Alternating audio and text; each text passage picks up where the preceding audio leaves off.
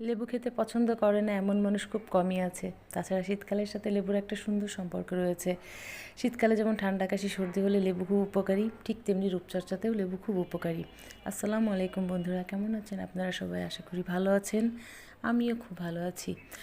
শীতকাল আসলে কসমেটিক্স ব্যবহারের পরিমাণটা আমাদের সকলেরই বেড়ে যায়। হাত পা ফাটা, ত্বক শুষ্ক হয়ে যাওয়া ইত্যাদি থেকে রেহাই পেতে আমরা অনেক ধরনের কসমেটিক্স ব্যবহার করি।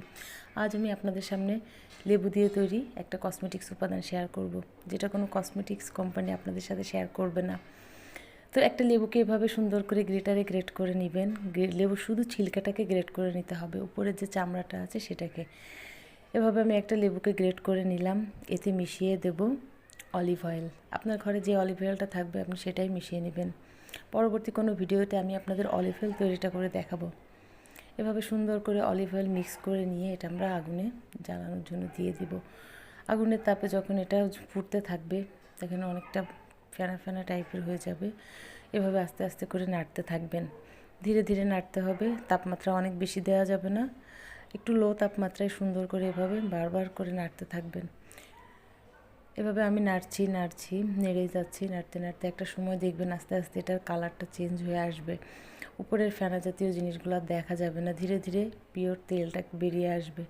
তো এরকম যখন হয়ে যাবে, আপনাদের দেখতে পাচ্ছেন অনেকটা স্বচ্ছ হয়ে গেছে, তখন আমরা একটা সুতির কাপড়ে, যাতে ছিদ্রযুক্ত সুতির কাপড় ছোট করে কেটে নিব, টুকরো করে কেটে নেব। এরকম ছিদ্রযুক্ত কাপড় হলে খুব ভালো হয়।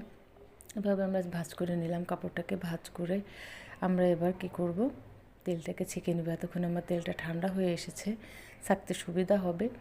তো ছাঁকনিটা আমি দিয়ে নিলাম, দিয়ে এবার তেলটা ঢেলে দিলাম। দিলে আমি সুন্দর করে এটাকে ছেঁকে নিব। দেখেন, হ্যাঁ, এভাবে আমি সুন্দর করে একদম চিপে চিপে বের করে নিব তেলটা লেবুর খোসা থেকে। তো এবার লেবুর খোসার ভিতরে থেকে তেলটা ছাড়িয়ে নেওয়ার পর দেখেন তেলের মধ্যে লেবুর যত উপাদান আছে সব কিন্তু মিক্স হয়ে গেছে। কালারটা কি সুন্দর হয়েছে, তাই না?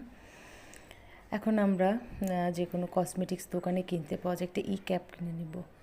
দেখেন, ক্যাপসুল যেটাকে বলে, ভিটামিন এর ক্যাপসুল।